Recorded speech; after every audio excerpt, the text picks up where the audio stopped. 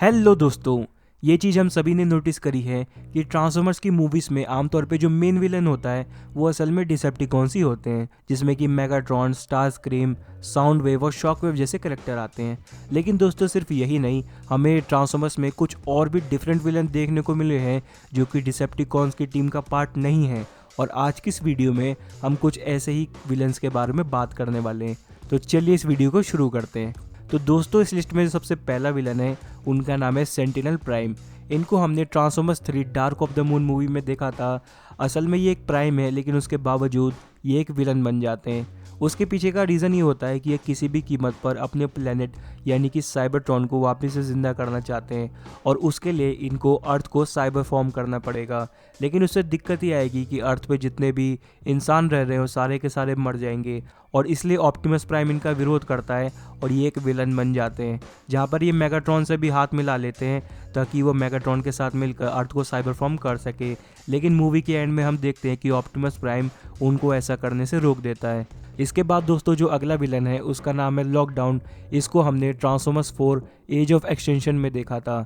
ये असल में एक बाउंटी हंटर होता है जो कि पैसे लेकर के किसी को भी मारने का या किसी को भी किडनैप करने का काम करता है। और ट्रांसफॉर्मर्स 4 मूवी में इसको क्विंटेसा काम देती है कि वो किसी भी कीमत पर ऑप्टिमस प्राइम को पकड़ के लाए उसके क्रिएटर के पास। लेकिन दोस्तों अब जैसे कि हमने ट्रांसफॉर्मर्स 4 मूवी में देखा था कि ऑप्टिमस प्राइम मूवी के एंड में लॉकडाउन को ही मार देता है। इसके बाद दोस्तों जो अगला विलन है वो है नेमेसिस प्राइम।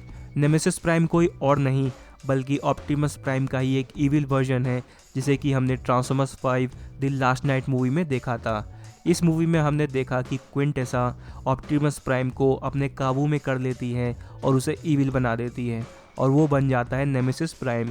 लेकिन दोस्तों इसके बाद हमने ये देखा कि ऑप्टिमस प्राइम अपनी बॉडी पे वापस से काबू पा लेता है और वो वापस से ऑप्टिमस प्राइम बन जाता है। इसके बाद दोस्तों जो अगला विलन है उसका नाम है क्विंटेसा।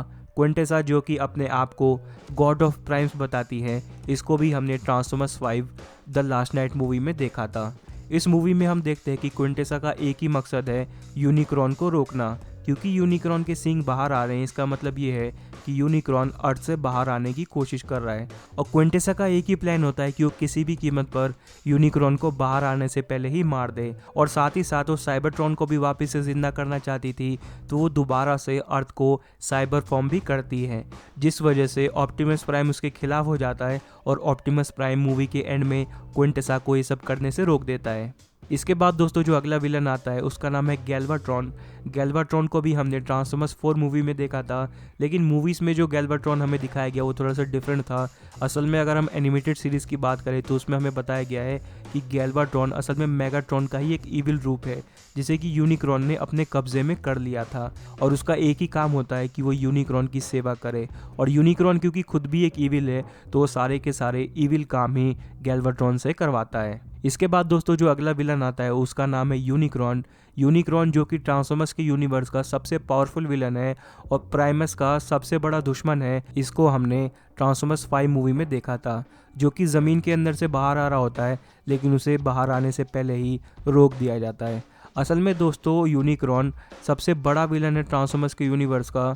और हमने देखा था ट्रांसफॉर्मर्स की हिस्ट्री में कि प्राइमस और यूनिक्रॉन के बीच में एक बहुत बड़ी लड़ाई हुई थी, जिस वजह से प्राइमस ने 13 ओरिजिनल प्राइम्स को क्रिएट किया था ताकि वो यूनिक्रॉन को हरा सके, और वो फाइनली यूनिक्रॉन को हराने में कामयाब हो जाते हैं। और दोस्तों यूनिक्रॉन ट्रांसफॉर्मर्स के यूनिवर्स का सबसे पावरफुल विलन है, और जब कभी भी यूनिक्रॉन धरती से बाहर निकलेगा या फिर हमें बड़े पर्दे पर देखने को मिलेगा तो ये वाकई में बहुत बड़ी यादगार साबित होगी।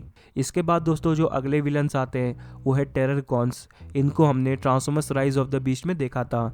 इसमें स्कर्ज, बैटल ट्रैप और नाइट बर्ड होते हैं। असल में ये भी यूनिक्रॉन के लिए ही काम करते हैं।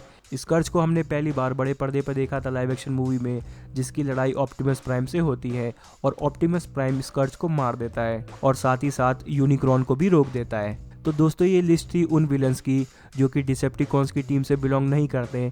अगर मैंने किसी विलन को मिस कर दिया हो तो आप कमेंट करके ज़रूर बताना। Thanks for watching this video. मिलते हैं आपसे अगली वीडियो में, तब तक के लिए बाय।